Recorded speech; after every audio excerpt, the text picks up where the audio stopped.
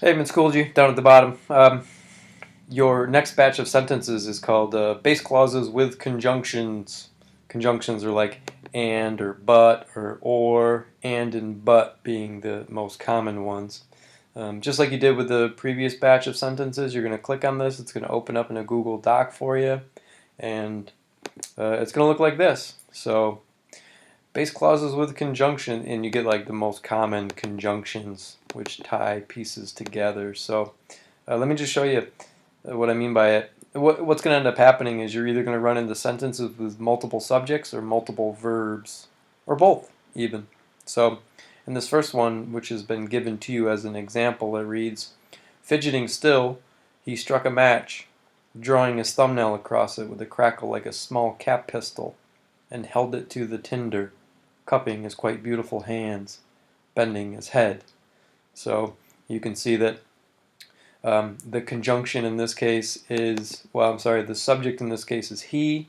He strikes a match and then he holds it to, something flammable to make some fire. So he does two things in this case. Here's your subject, here's a verb, and then he does this other thing. So we have two verbs in this case. And then you can see down below, this is what the pattern for the sentence ends up being, and here's how you diagram it. And number 14, you've been given a bunch of things for free, and you'll have to do this on your own, but because I need you to practice it. But it looks like you've been given a subject, a verb, and then a completely different subject and a different verb. So it looks like here's where the base clause begins. Obviously, the subject is in the base clause. Let me read it. It reads, Manuel, leaning against the barrier, watching the bull, waved his hand and the gypsy ran out, preceding his breeze-blown cape, a red glossy fabric around his pudgy neck. One of the things that might stick out to you is this green comma. It's green on purpose. We'll talk more about it. Just know that this whole free modifier, even though it's got a comma in it, this is just one free modifier. Manuel waved his hand and the gypsy ran out. So we've got two subjects, two different subjects, each with its own unique verb, but it's base clause right here. It could be true that Manuel waved his hand and the gypsy ran out. That means we get this free modifier right here. Leaning against the barrier, it's so close to Manuel. And he's the subject, it probably modifies Manuel. Watching the bull, which is also really close to Manuel, who's already been mentioned, it probably modifies Manuel. So it looks like we have two medial position free modifiers right here. You can see them in between this mark, and then again this shared mark and this mark. So it looks like two free modifiers there. Let me just fix this, because down there I should have said 1, 2 slash, 2 slash. You're going to have to make that change on your own. Maybe you'll have to make that change on your own. Or maybe I'll fix it before it gets posted. Let's see. Here's a free modifier between this mark of punctuation and this mark of punctuation. Notice I'm not highlighting the marks of punctuation, but preceding his breeze-blown cape. Looks like it's closest to this noun right here, so preceding his breeze-blown cape probably modifies the gypsy. And then we have, as I said before, this free modifier right here. A red glossy fabric around his pudgy neck probably modifies the cape. So this is one of our first instances where we see one free modifier modifying another free modifier. So but this free modifier is not this right here, a red. That doesn't make any sense. The cape is a red glossy fabric around his pudgy neck. So that green comma, we're about to take a look at some commas in the very near future that function a little bit differently than the red commas, and that's what this green one is doing. It's actually a little list. Red and glossy both modify the fabric.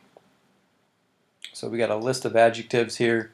This green comma is what's known as a listy comma, but this whole free modifier modifies the cape. So, what do we get?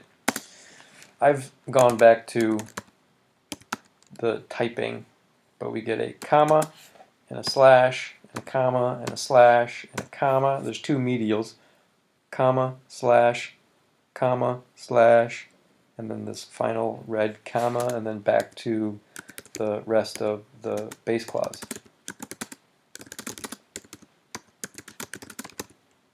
Comma. 2 slash, leaning against the barrier. 2 slash, watching the bowl.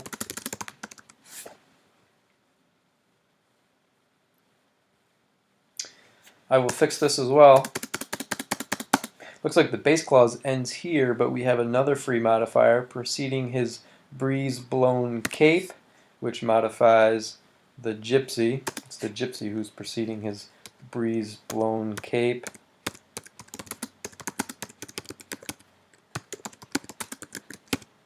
Comma, this comma right here.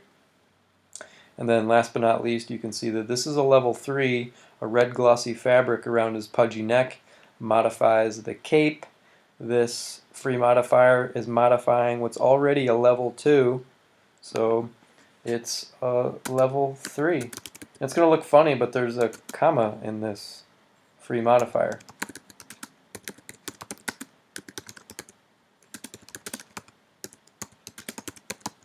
Period. Hey, final position. They're both in the final position. One's a level 2, one's a level 3. Medial position, and you can even tell just by looking at the original sentence, nothing comes before the base clause. There's nothing in the initial position, and that's how you handle that sentence. Number 15 comes along with the video. 16, 17, 18, they all have videos to check yourself, and some other hints, like, if something is bolded, it's probably a subject or a verb. If it's underlined, it's probably the base clause. So you get a number of hints on in this document. So let me know if you have any questions. That's essentially what I wanted to show you today, in probably more time than I needed to take, but better safe than sorry. Good luck.